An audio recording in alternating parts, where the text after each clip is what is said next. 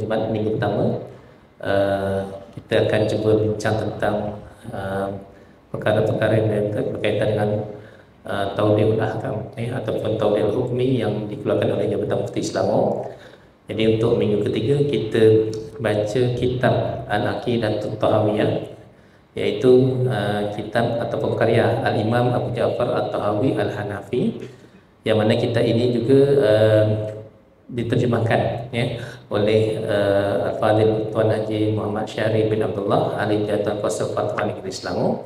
Dan kitab ini juga merupakan antara kitab yang dijadikan sebagai rujukan ataupun kitab akidah yang boleh digunakan ataupun diajar di negeri Selangor. Jadi kitab ni nipis saja sebenarnya, tapi dia banyak, dia punya nota kaki dia tu, Jadi nota kaki tu dia memberi syarah kepada perkataan ataupun matan-matan yang terdapat dalam kitab ini. Jadi untuk permulaan, sebagai pengenalan pada malam ini, kitab ini merupakan yang dikatakan sebagai ataupun ringkasannya adalah Al-Aqidatul Tahawiyah, iaitu kitab yang berkaitan dengan akidah, yang mana dalam kitab ini ataupun secara mukadimahnya, bahagian pertama berkaitan dengan biodata Al-Imam At-Tahawi yang lahir pada tahun 2039 Hijrah hingga 321 Hijrah.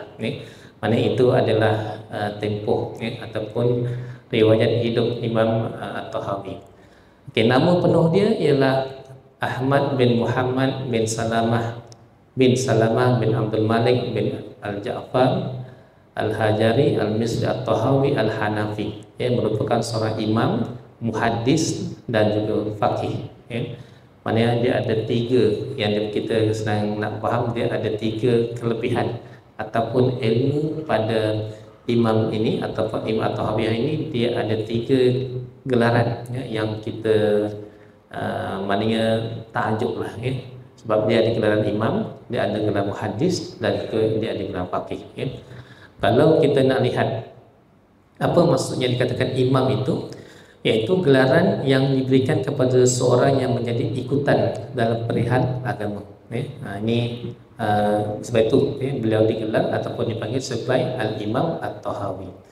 Kemudian beliau juga merupakan seorang muhaddis, iaitu gelaran kepada ulama yang pakar dalam ilmu hadis, dirayah dan riwayah, menghafal banyak hadis dan mengetahui perihal para perawi hadis. Ini maknanya hadis-hadis itu banyak yang dihafal, secara tak langsung dia mengetahui tentang perawi itu sendiri dan kedudukan hadis itu sendiri.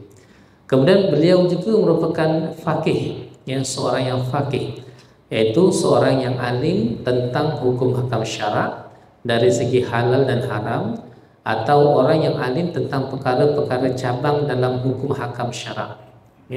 Kalau hukum cabang ni maknanya perkara-perkara yang furu', yang kita kadang-kadang ada khilaf dan sebagainya. Maknanya kalau kita lihat dengan Imam At-Tahawi ini, beliau merupakan antara orang yang alim dalam bab-bab berkaitan dengan hukum hakam dan juga perkara-perkara cabang yang terdapat dalam hukum syarak. Beliau ini dilahirkan pada tahun 239 Hijrah di desa yang bernama Taha yang terletak di Mesir. Beliau membesar dalam keluarga yang berilmu dan beragama. Ayahnya seorang yang alim, ibunya juga seorang yang selalu menghadiri majlis Al-Imam Asy-Syafi'i, manakala bapa saudara sebelah ibunya ialah Al-Imam Al-Muzani, iaitu anak murid kepada Al-Imam Asy-Syafi'i yang paling faqih. Kadang kita kalau baca kitab yang berkaitan dengan Imam Asy-Syafi'i ada tersebut Imam Al-Muzani. Maknanya beliau ini merupakan antara imam yang paling faqih, ataupun anak murid yang paling faqih kepada Al-Imam Asy-Syafi'i. Al-Imam At-Tahawi ini hidup sezaman dengan Al-Imam Al-Bukhari, Imam Muslim, Imam Abu Dawud, Imam At-Tirmizi, Imam An-Nasa'i dan Ibnu Majah, serta para ulama fiqh dan hadis yang lain. Jadi dia punya level dia, taraf dia, kedudukan dia, imam ni maknanya dia hidup sezaman dengan kalau kita kat sini para muhadis yang kita ketahui ya, Imam Bukhari, Imam Muslim, Imam Dawud, Imam Tirmizi, Imam An-Nasai, ya, Imam Ibn Majah, dan mungkin ya, ada lagi imam-imam lain yang turut sama ada ketika zamannya. Dan yang paling kita lihat ketinggian ilmu Imam At-Tahawi ini ya, yaitu beliau mempelajari ilmu dengan mempelajari ilmu daripada lebih kurang 300 orang guru. Maknanya dia mengaji dengan 300 orang guru. Ya. Kalau kita habis sekolah dah habis dah. Ya. Ataupun dah habis, orang kata dah dapat degree ke, dah dapat ijazah lain, biasanya dah habis dah. Ya. Tapi beliau mempelajari ilmu daripada lebih 300 orang guru, dan beliau terkenal ya, dengan kepakaran dalam ilmu hadis, ilmu fiqh mengikut mazhab Imam Abu Hanafi, ya, Imam Abu Hanafi ya. Itu antara ya, ataupun kita panggil latar belakang biodata Al-Imam At-Tahawi ya. Jadi kalau kita lihat guru-gurunya ini memang ramai lah ya. Memang ramai yang mana kalau kita lihatnya, kalau lihat di sini pun ya, banyak juga di antara anak murid beliau yang faqih dalam bab-bab ataupun bidang-bidang yang tertentu. Dan beliau juga mempunyai pelbagai karya, antaranya yang masyhur ialah kitab Bayan Mushkil Al-Athar dan juga Ma'ani Al-Athar. Dan beliau telah wafat pada tahun 321 Hijrah di Mesir. Ini antara kitab lama ataupun kitab yang ditulis pada tahun ataupun kalau lihat di sini sekitar tahun 200, di antara 239 hingga 321 Hijrah. Kalau kita sekarang dah 1445, maknanya 1000 tahun lebih. Hasil karya beliau masih lagi digunakan, dan alhamdulillah untuk kita yang berada di Malaysia ni, mana kitab-kitab yang ada ini telah mula diterjemahkan, disunting, maksudnya berbagai kaedah lah untuk menghasilkan kitab, khususnya terjemahan sebab terjemahan ni kadang-kadang kena ada kepakaran yang tertentu supaya terjemahan itu tidak lari daripada matlamat asal. Jadi kitab Al-Aqidah At-Tahawiyah ini karangan Al-Imam Abu Ja'far At-Tahawi adalah kitab yang menghimpunkan matan dalam ilmu akidah Ahli Sunnah wal Jamaah dalam helaian yang nipis namun mudah untuk difahami. Maksudnya total apa yang kita nak baca ataupun apa yang ada dalam kitab Al-Aqidah At-Tahawiyah ini adalah matan dalam ilmu akidah Ahli Sunnah wal Jamaah. Dan pengarang kita ini tidak meninggalkan sembarang kaedah dalam usul akidah, melainkan akan menyebutnya. Demikian juga perkara-perkara induk dan penting dalam ilmu akidah akan dijelaskan dan ditunjukkan. Jadi ini sebagai mukadimah dan antara karya-karya yang menghuraikan kitab Al-Aqidah At-Tahawiyah ini ramai. Maknanya kalau kita lihat dalam buku ini dah ada 8 ulama lah yang menghuraikan kitab ni. Jadi kita ni lebih kepada menterjemahkan dan kita akan baca bersama-sama. Seterusnya kalau kita lihat juga sebagai pengenalan pujian ulama terhadap kitab Al-Aqidah At-Tahawiyah ni, antaranya pujiannya, maksudnya kitab ini, terhasil kitab ini memang satu yang amat disanjungi dan diperakui ketinggian mutu nilai kitab ini. Antaranya berkata Al-Qadhi Ismail bin Ibrahim bin Ali Al-Syaibani yang wafat pada tahun 629 Hijrah. Dia mengatakan bahawa kitab ini ataupun perbahasan akidah ini adalah riwayat Abu Ja'far Ahmad bin Salamah At-Tahawi, dan beliau adalah seorang yang thiqah dalam periwayatannya, seorang yang benar dalam penulisannya. Ini maksudnya latar belakang penulis ini diperakui dan diyakini serta orang kata ditahqiqlah oleh para imam. Jadi dia adalah seorang yang thiqah dipercayai dalam periwayatannya dan benar dalam tulisannya. Sosial Al-Alama Akmal Ad-Din Muhammad bin Muhammad Al-Babarti yang wafat pada tahun 786 Hijrah, dia puji kitab ini ataupun antara pujian yang berkaitan dengan kitab Al-Aqidah ini, dia mengatakan bahawa antara kitab yang ringkas dalam ilmu kalam yang baik dan dapat menerangi kepada pembacanya, merangkumi keajaiban dalam penjelasannya yang ringkas dan padat. yaitu kitab yang dihasilkan oleh Abu Ja'far At-Tahawi, ya. Kemudian berkata juga, ya, Al-Alama Asy-Syaikh Abdul Ghani Al-Ghulaimi Al-Madyani Al-Hanafi yang wafat pada tahun 1298. Beliau menyatakan kitab akidah yang dikenali dengan akidah At-Tahawiyah adalah antara kitab terbaik yang dihasilkan dalam permasalahan akidah. Dan seterusnya berkata Syekh Said Al-Fiddah mengatakan bahawa para ulama telah menerima kitab ini dan dengan meluas menjadikannya sebagai pegangan dan menyandarkan pandangan dalam masalah akidah berdasarkan kitab-kitab tersebut. Para ulama ahli sunnah telah memberi perhatian yang besar terhadap kitab ini pada setiap zaman, dan ramai di kalangan umat Islam mendapat faedah daripada kitab ini walaupun berbeza kedudukan keilmuan mereka. Okay, itu antara antara pujian ataupun kita nak cerita kalau sekarang ni satu produk tu ada yang buat testimoni, dah tu dia puji, dia viral lah, itu kalau produk sekarang ni. Kitab ni pun sebenarnya ketinggian mutu kita ini pun dah dipuji, ataupun dah kata di viralkan lah, oleh para syekh ataupun para alim ulama yang kemudian yang setelah membaca mendalami kitab ini memang memuji dan memperakui tentang ketinggian mutu penulisan dalam kitab Al-Aqidah At-Tahawiyah. Yang terakhir, menurut Syekh Muhammad Mufti Al-Hafiz dan Syekh Muhammad Riyad Al-Malih, dia mengatakan bahawa kitab Al-Aqidah At-Tahawiyah yang berjudul Bayan As-Sunnah wal Jamaah karangan Al-Imam Abu Ja'far At-Tahawi telah disepakati oleh para ulama untuk diterima secara sempurna, dan Al-Imam As-Subki menyenaraikannya antara kitab yang muktamad di kalangan Al-Asy'ariyah. Jadi segi pengenalan diri, sahsiah kepada penulis kitab ini sendiri, Abu Ja'far At-Tahawi ini sendiri pun maknanya kalau kita lihat memang diri beliau memang layak digelar sebagai seorang yang sebagai imam, sebagai faqih dan juga sebagai muhaddis, dan diakui juga oleh ulama-ulama yang kemudian tentang tingginya mutu kitab ini. Itu mukadimah dalam kitab ini yang kita baca sepintas dulu sebagai pengenalan untuk kita mengenali penulis kitab Al-Aqidah At-Tahawiyah ini, dan akhirnya kenapa khususnya di negeri Selangor kitab ini diambil, diterjemah, disunting, dicetak, diedar, dan akhirnya digunakan oleh siapa-siapa, dan itu sebenarnya edarannya adalah percuma.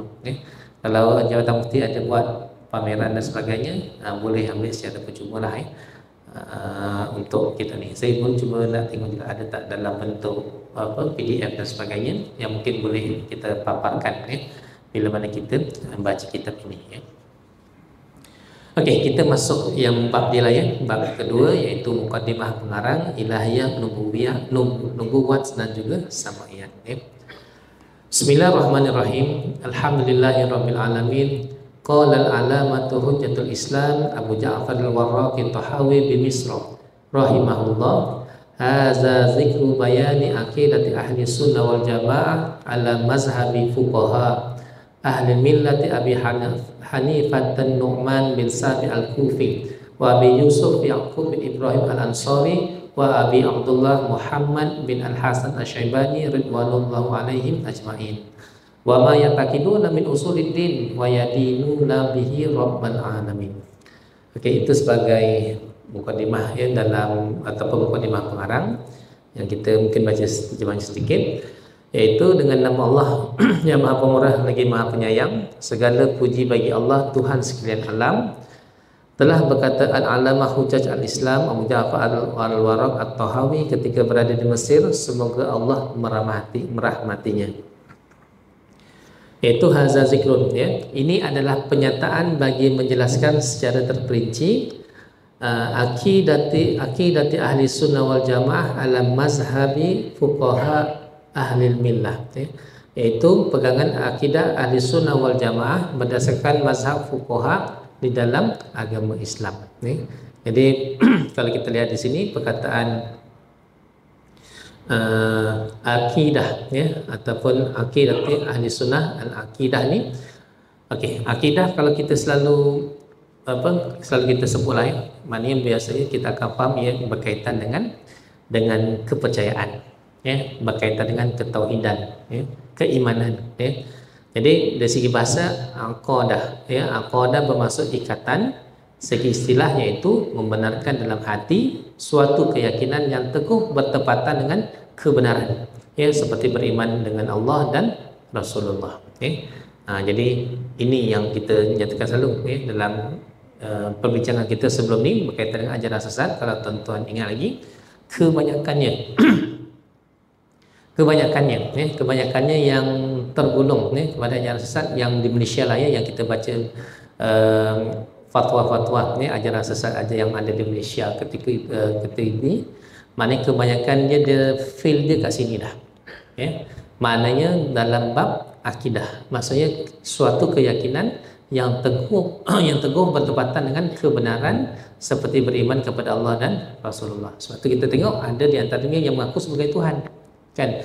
Ada yang banyak kita lihat ajaran itu kebanyakannya dia menolak, menafikan Rasulullah SAW, dan ada di antaranya pula yang mengaku sebagai Rasulullah ya.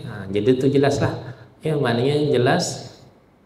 Kalau kita tengok kitab ni pun tahun 239 Hijrah ya, ataupun mungkin sekitar 250 mula ditulis, tapi yang ada pada kita ni dah 1300 lebih ni pula mengaku sebagai nabi ataupun sebagai Tuhan ya. Jadi kat situ ya, bila kita kata berakidah tu, dia akan mula fail ya, atau mula kita kata rosak ya, bila mana dia bermula dalam bab akidah ahli sunnah wal jamaah ataupun berakidah ya. Dan akidah adalah merupakan syarat yang sah ataupun syarat kepada sahnya sesuatu amalan ya. Okey, itu mafhum ataupun penjelasan nota kaki tentang mana akidah ya. Kemudian di sini disebutkan juga tentang ahli sunnah wal jamaah ya. Apa yang dinyatakan di sini yaitu, menurut Al-Imam An-Najm Al-Ghizzi menyatakan dalam Husnul Tanabbuh fi At-Tashabbuh ya, bahawa yang dimaksudkan mengikut ahli sunnah wal jamaah ialah golongan yang mengikut Nabi dan para sahabatnya yang mulia, dan mereka ialah golongan yang menjadi majoriti di kalangan umat Islam pada setiap zaman, serta mereka adalah kelompok yang menzahirkan kebenaran dan kumpulan yang selamat daripada 73 kumpulan ya. Maknanya kumpulan yang selamat berapa? Satu je, iaitu akidah, iaitu kumpulan ahli sunnah wal jamaah ataupun firqah ahli sunnah wal jamaah ni secara asas. Maknanya ikut Nabi, ikut para sahabat ya, para sahabat Nabi ya, dan mereka ini merupakan golongan yang majoriti ya. Okey, seterusnya dalam perbahasan sini juga dinyatakan tentang berdasarkan mazhab fuqaha ya. Kalau kita biasa mazhab Hanafi, mazhab Syafi'i, mazhab Maliki ni, tu kita fahamlah tu ya. Apa yang dimaksudkan mazhab? Dari segi bahasa bermaksud tempat yang dituju kepadanya ya. Dari segi istilah iaitu metod yang terdiri daripada dalil-dalil dan cara-cara dalam menyatakan sesuatu kefahaman ya. Sebab itu kalau kita lihat macam kuliah-kuliah daripada ustaz-ustaz yang lain pun ya, kadang-kadang kalau kita tengok lagi-lagi dalam bab mazhab, perbezaan satu isu, satu perkara, masing-masing ada dalil-dalil dan ada hujah-hujah dia ya. Dia tak mengatakan yang tu salah, mazhab itu salah, dia seorang yang betul ya. Tetapi maknanya dia bagi pandangan sekian. Sebab apa? Maknanya kalau kita lihat di sini metod yang terdiri pada dalil-dalil dan cara-cara menyatakan sesuatu kefahaman tentang hadis tersebut ya, cara tersebut ya. Jadi akhirnya maknanya itu yang dikatakan kelompok yang fuqaha ialah ulama yang mahir dalam hukum syarak berserta dalil-dalilnya dan beramal dengannya ya. Jadi yang dikatakan fuqaha ni pun bukan orang biasa-biasa ya. Bukan macam kalangan kita lah maksudnya ya. Dia kalau kita lihat sejarah masing-masing imam mazhab ni pun masing-masing memang adalah seorang yang alim, yang faqih ya. Pada masa sama ada di antaranya muhaddis ya, dan akhirnya juga mereka sebenarnya faqih dalam bab-bab yang berkaitan dengan agama ini ya.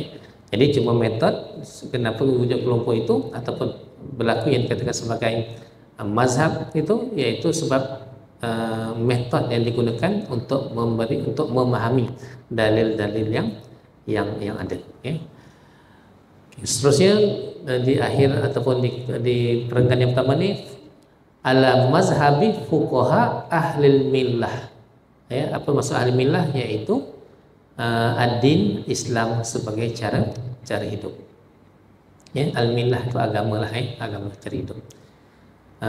Sebelum kita pernah baca kan, ya, kumpulan ajaran sesat millah Abraham. Ya, kumpulan agama, mungkin kalau kita terjemahkan lah, ya. Kalau yang pekat orang yang mungkin tahu, millah itu agama Abraham, Abi Ibrahim. So, ya, maknanya turutan itu betul lah, ya. Segi kita panggil agama itu sendiri, ya. Sebab kita pun salah silahnya maknanya sampai kepada Nabi Ibrahim. Tapi yang dibawa yang daripada Indonesia itu ataupun kelompok-kelompok ini adalah kelompok yang nak menyesatkan ajaran Islam itu sendiri, dan digunakan nama samaran ataupun nama yang digunakan adalah millah Abraham. Jadi kadang-kadang nama itu sendiri mempengaruhi. Kita sendirilah contohnya kita.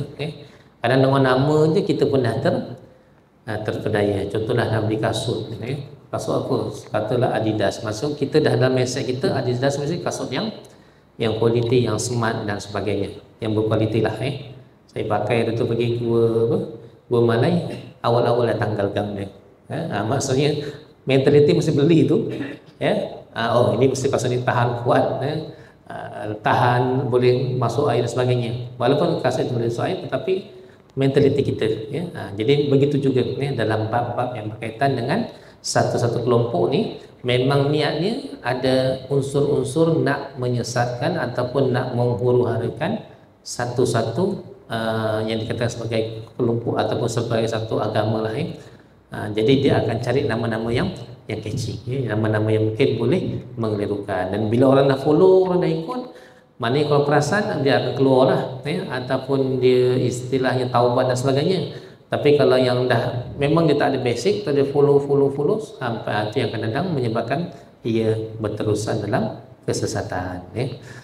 Seterusnya Abi Hanifah Nu'man bin Sami Al-Kufi wa Abi Yusuf Yaqub bin Ibrahim Al-Ansari wa Abi Abdillah Muhammad bin Al-Hasan Al-Syaibani ridwanullahu alaihim ajma'in. Yaitu Abu Hanifah Nu'man bin Sami Al-Kufi, Abu Yusuf Al-Yaqub bin Ibrahim Al-Ansari, dan Abu Abdullah Muhammad bin Al-Hasan Al-Syaibani, semoga Allah meridai ke atas mereka semua.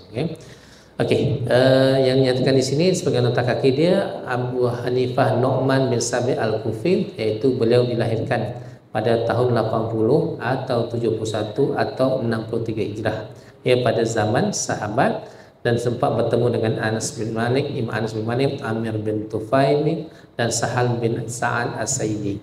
Dan Abu Hanifah Nu'man ini merupakan pengasas mazhab Hanafi dalam fiqh, dan beliau wafat pada tahun 1500 Hijrah. Ini antara susun galur ataupun perihal pengenalan kepada Abi Hanifah An-Nu'man, ataupun yang kita selalu sebut mazhab Hanafi. Kemudian wa Abi Abdullah Muhammad bin Hasan Al-Syaibani, yang ke-19. Ibrahim Al-Ansari, Abu Yusuf Yaqub bin Ibrahim Al-Ansari. Beliau mempelajari ilmu fiqh daripada Abu Hanifah, orang pertama yang menyusun kitab-kitab dalam usul fiqh berdasarkan mazhab Abu Hanifah, dan mengembangkan mazhab Hanafi. Meninggal dunia pada tahun 181 ataupun 182 Hijrah pada usia 87 tahun. Kemudian seterusnya Imam Abdullah Muhammad bin Al-Hasan Al-Syaibani, beliau adalah imam dalam ilmu fiqh dan usul yang merupakan anak murid Abu Hanifah yang kedua selepas Abu Yusuf. Beliau memiliki karya perbahasan furu' dan berbagai kitab dalam fiqh, yang meninggal pada tahun 189 Hijrah pada ketika berusia 58 tahun. Ini antara kelompok pakar dia lah yang dinyatakan sebagai mukadimah awal ini. Dan seterusnya wa ma ya'taqiduna min usuluddin wa yadinuna bihi rabbal alamin. Mengikut apa yang menjadi iktikad oleh mereka dari perkataan usuluddin dan apa yang dipegang dalam beragama oleh mereka terhadap Tuhan sekalian alam. Jadi kalau kita lihat kat sini perkataan usuluddin ataupun yang dikatakan usuluddin ni, maknanya kalau mungkin tentu ada anak-anak yang belajar di IPT ke, kuliah apa? Kuliah usuluddin. Kalau mungkin ilmu bila kata kuliah apa? Kuliah usuluddin. Kita tahu dia ni memang bab akidah lah, yang akan mahir dalam kat situ, dengan ada syu'bah dia, yang pengkhususan. Kalau kuliah syariah pun ada pengkhususan dia sendiri. Jadi apa yang maksud usuluddin ni? Usul dari segi bahasa bermaksud sesuatu yang dibina atas sesuatu yang lain. Manakala ad-din iaitu dari segi syarak bermaksud suatu ketetapan Allah yang menyeru golongan berakal untuk menerima apa yang disampaikan oleh Nabi Muhammad sallallahu alaihi wasallam. Jadi usuluddin ini di segi istilah ilmu ialah ilmu yang membahaskan tentang nama-nama Allah, sifat-sifatnya, perbuatannya, perbuatan Allah, perihal makhluk daripada para malaikat, nabi, wali, imam, permulaan kejadian dan hari pembalasan berdasarkan ketetapan Islam dan bukan mengikut teori falsafah bagi menghasilkan keyakinan terhadap ikatan iman dan menolak keraguan. Itu sebagai asas dia lah. Berkaitan bila kata usuluddin, maknanya kita akan tahu dia akan membincangkan perkara-perkara yang berkaitan dengan kepercayaan, berkaitan dengan sifat Allah, berkaitan dengan rukun iman lah, hari pembalasan dan sebagainya. Seterusnya perkataan di sini wa yadinuna bihi rabbal alamin, perkataan rabbun, iaitu ataupun dari segi rabb bermaksud tuan yang ditaati, itu segi bahasa. Yang seterusnya dari segi kalau kita lihat di sini, yang dapat memperelokkan sesuatu dan yang memiliki sesuatu sebagaimana dinyatakan oleh Al-Imam At-Tabari dalam tafsirnya. Jadi kesemua makna rabb ini berlainan kepada satu makna kepada Allah, iaitu sifat yang menunjukkan kepada pentadbiran mutlak kepada Allah sahaja tanpa ada sebarang ikatan tertentu dalam mentadbir sekalian alam, ataupun yang itu kita kata Rabbul Alamin, penguasa sekalian alam. Jadi bila beralam ni, jangan kita fikir alam kita saja, ataupun tempat kita, bukan alam dunia kita ni, alam di bumi ini, tapi sebenarnya alam Rabbul Alamin sekalian alam. Jadi itu mukadimah berkaitan daripada pengarang. Jadi kita masuk sikit untuk permulaan pada malam ini berkaitan dengan yang dikatakan tauhid. Tauhid ni apa? Matanya naqulu fi tauhidillahi mu'taqidina bi taufiqillah.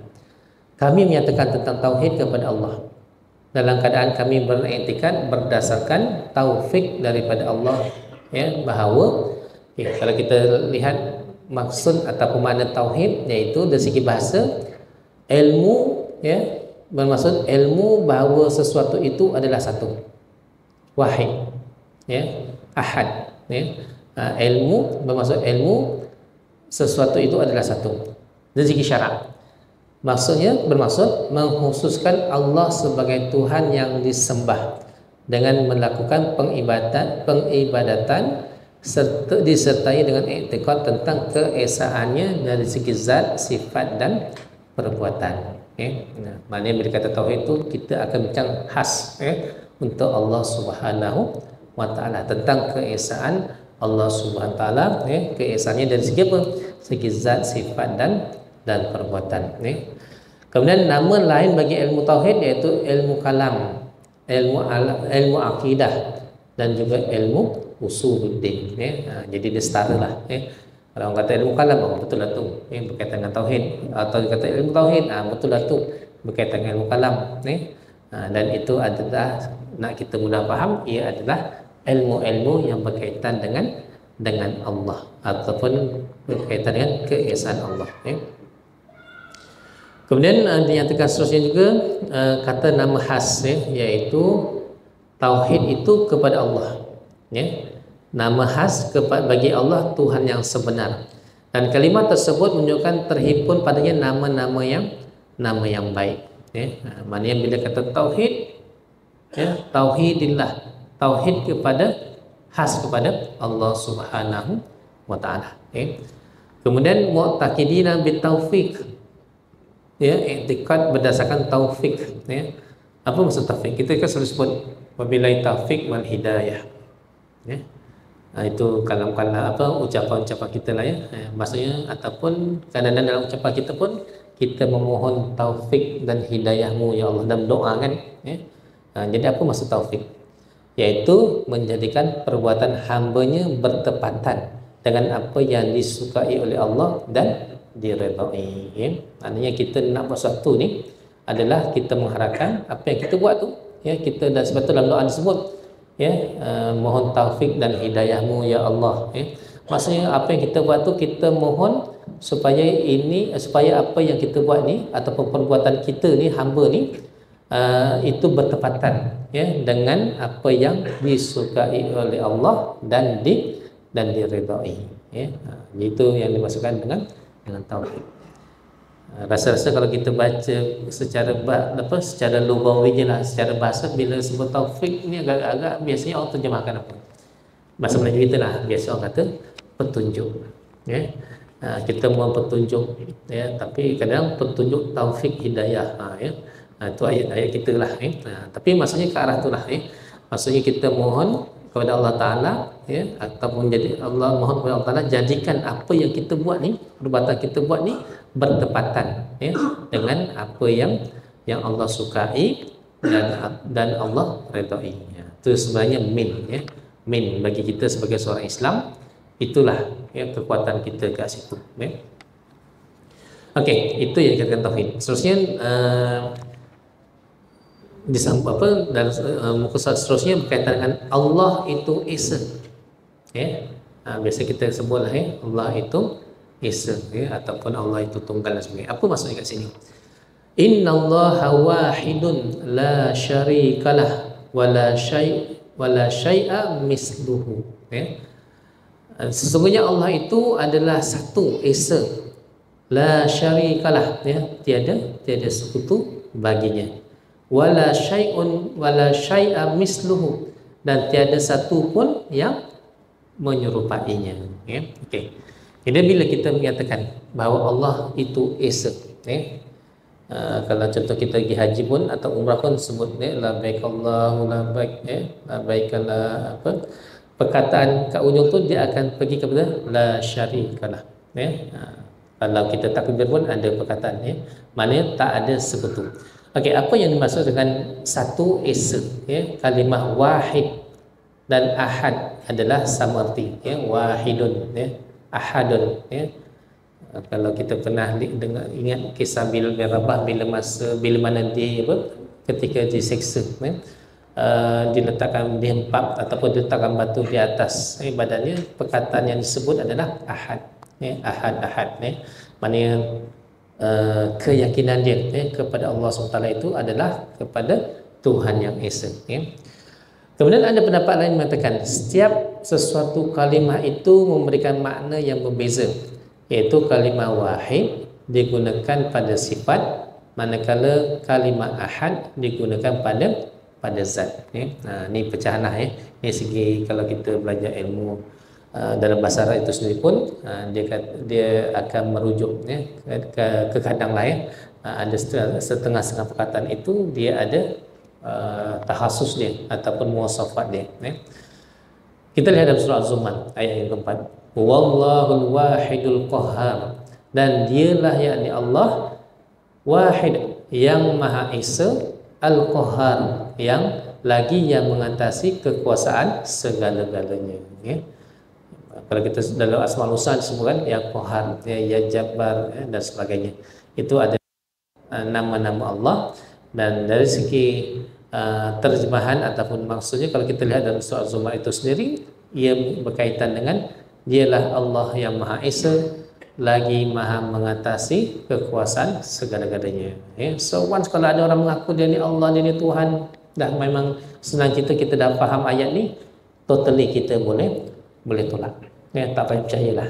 Walaupun dia hebat, walaupun dia boleh buat pelik-pelik, ataupun perkara-perkara yang di luar, luar kita punya pemikiran, luar kotak pemikiran. Maknanya kalau dia mengaku dia ni Allah, mengaku dia ni Tuhan, ataupun sebaliknya, maka kita sebenarnya dah boleh tolak, ataupun kita tak percaya teruslah, tak percaya terus, kita nafikan. Sesuai dalam surah Al-Ikhlas, qul huwallahu ahad, katakanlah wahai Muhammad, Tuhanku ialah Allah yang Maha Esa. Mana itu dalam surah Al-Ikhlas yang kita selalu baca. Qul huwallahu ahad, Allahus samad, lam yalid wa lam yulad wa lam yakul lahu kufuwan ahad. Kemudian yang nyatakan di sini wahid selesai, la syarikalah, tiada sekutu. Apa maksud tiada sekutu? Tidak ada sekutu bagi Allah pada zat, sifat dan perbuatannya. Mana sekutu ni yang bersamaan dengan zat, sifat dan perbuatan Allah Subhanahu wa taala. Ada special lah, ataupun memang tak ada, tak boleh nak fikir, ataupun tak boleh kita nak bayangkan, ataupun kita tak boleh nak samakan. Sifat zat bagi Allah SWT ini adalah satu yang hanya ada kepada Allah sahaja, dan bagi kita ni tak boleh nak bayangkan, tak boleh nak samakan, tak boleh nak umpamakan. Kalau contoh kita kata tangan tu, kita nak umpamakan tangan Allah tu sebagai tangan kita, ataupun apa yang tergambar kita, tak boleh. Bukan, sebab itu dinyatakan di sini la syarikalah, tak ada sesuatu pun yang, tak ada sekutu baginya, tak ada sesuatu yang menyerupainya. Kemudian wala syai'a misluhu, dan tiada sesuatu pun yang menyerupainya. Tak ada pun sesuatu yang boleh menyerupai Allah Subhanahu wa taala. So maknanya kita tak perlu bayang, tak perlu fikirlah, tak perlu bayangkan, tak perlu cerita ke orang. Ada setengah orang ni kadang-kadang entahlah, ada satu tu, ada orang awam lain, dia menghantar satu buku tu, saya pun tak nak baca pun, macam apa dia punya kandungannya. Dia kata, so saya mak buku ni, tengok dalam tulisan itu, banyaklah perkara-perkara berkaitan dengan ketauhidan, dan suruh kita istilahnya boleh pakai, kita boleh pakai. So kadang-kadang kita tengok pelik-pelik buku ni pun malas juga sebenarnya. Banyak lagi perkara yang sesuai. Maksudnya wala syai'un mislah, wala syai'a misluhu ni maknanya tak ada sesuatu pun yang sebanding ataupun yang menyerupai dengan Allah Subhanahu wa taala. Seperti mana firman Allah Subhanahu wa taala, laisa kamitslihi syai' wa huwas samiul basir. Tiada sesuatu pun yang sebanding dengan zatnya, sifatnya dan pentadbirannya, dan dialah yang maha mendengar lagi maha melihat. Wa huwas samiul basir, dan dialah Allah Subhanahu wa taala yang maha mendengar lagi maha melihat. Setelah cerita, kalau orang nak kata ini perbuatan zat Allah, tak ada. Laisa, tak ada sesuatu yang seumpama dengannya. Baik, kita satu. Bila kita melihat dalam surah Asy-Syura ayat 11, laisa kamitsli syai' ataupun laisa kamitsli syai'un wa huwas samiul basir, tiada sesuatu pun yang sebanding dengan zatnya, dengan sifat-sifatnya dan juga pentadbirannya, dan dialah yang maha mendengar lagi maha melihat. Jadi bila ada orang membandingkan ataupun nak buat perumpamaan, persamaan, inilah zat Allah, contoh dia kata begitu, sebenarnya kita tak akan jumpa pun, tak boleh pergi pun, ataupun dia kata ini sifat Allah, kita pun tak boleh nak pergi, sebab kita tak boleh nak dapat ataupun nak disamakan. Laisa kamitsli syai', tak ada sama pun, ataupun nak disamakan dengan pentadbiran, penguasaan Allah ke alam semesta ini. Kita kalau makhluk ni, penguasaan kita pun, pengetahuan kita pun hanya yang ada di bumi ni saja pun. Kalau pergi ke angkasa pun tak jauh lah, berapa kilometer je. Lepas tu habis dah. Kita tak boleh lah pergi ke alam lain, ke planet lain dan sebagainya. Jadi sudah pasti bila nak bandingkan tu penguasaan kita sangat kerdil lah, sangat kecil berbeza dengan penguasaan Allah SWT tentang sekalian alam. Bila kata alam ni sebenarnya sangat luas, sangat besar dan tak terfikir, tak termampu, tak termampu oleh kita untuk mentadbirnya. Jadi sebab itu dalam ayat ini nyatakan jelas, laisa kamitslihi syai'un wa huwas samiul basir. Tiada satu pun yang sebanding dengan zatnya, dengan sifatnya, dengan pentadbirannya, dan dialah yang maha mendengar lagi maha melihat. Allah tu maha mendengar lagi maha melihat.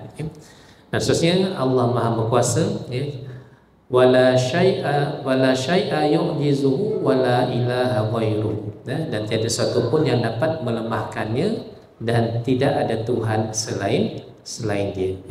Jadi yu'jizuhu kalau kita lihat dalam contoh berkaitan Quran sendiri pun disebutkan sebagai mukjizat.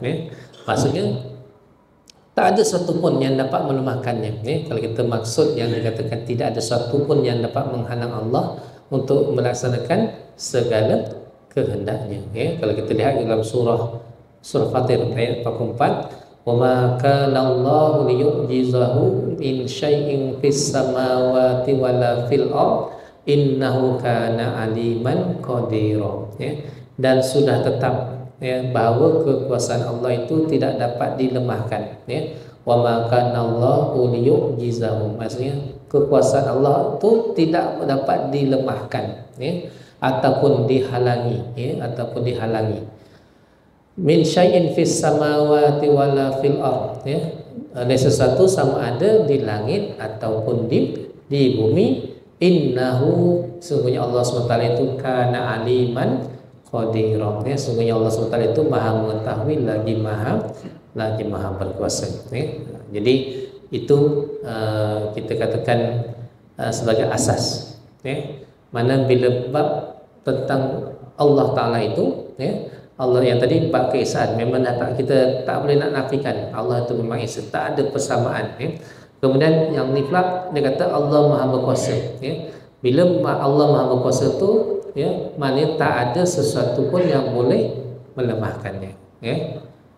Dan bila kata tak boleh melemahkannya, merosakkannya ataupun menafikannya, dan pada masa juga wala ilaha ghairuhu, dan tidak ada Tuhan selain Allah, selain dia. Jadi apa yang dimaksudkan dengan Tuhan untuk ayat ini merujuk kepada surah Al-Anbiya, lau kana fihima alihatun illallahu la fasadata fasubhanallahi rabbil arsy amma yasifun. Kalaulah ada di langit dan di bumi Tuhan-Tuhan yang lain dari Allah, nescaya rosaklah pentadbiran kedua-duanya, maka bertauhidlah kamu kepada Allah dengan menegaskan Maha suci Allah, fa subhanallahi rabbil arsy amma yasifun. Maha suci Allah, Tuhan yang mempunyai arasy dari apa yang mereka sifatkan. Jadi itulah yang kita nampak bila kata bab berkuasa ni. Yang pertama, tak ada sesuatu yang boleh melemahkan. Yang kedua, untuk kita meyakinkan lagi bahawa Allah itu Maha Berkuasa, tak ada Tuhan selain dia, selain Allah. Jadi perkataan al-ilah ni panjang, nanti kita akan sambung pada akan datang berkaitan ilah ni, ilah ataupun Tuhan yang selayaknya ni. Ada beberapa ayat yang mungkin kita akan lihat dia punya pendetailan dia yang berkaitan dengan ilah ataupun ketuhanan itu. Maksudnya tak ada Tuhan selain Allah, hanya Allah sahaja yang Maha Berkuasa yang ada di alam di alam sekarang lah, yang kita katakan di alam semesta ini. Allah alam, semoga ada manfaatnya untuk diri saya dan juga tuan-tuan. Dia mungkin kita pun pernah baca dalam situasi buku yang berbeza, dan ini untuk kita ini pun perbahasannya sama juga, tapi ada beberapa yang kita lihat pendetailannya yang nampak keistimewaan untuk kita baca kitab ini, kitab Al-Aqidah Tahawiyah, dari segi syarah dia dan juga matan dan syarah yang telah dinyatakan dalam buku ini. Jadi semoga ada manfaatnya dan moga kita sentiasa terlindung daripada perkara-perkara yang bersalahan, yang khususnya berkaitan dengan akidah kita terpelihara, ya, dan moga-moga kita kematian kita juga nanti dalam husnul khatimah.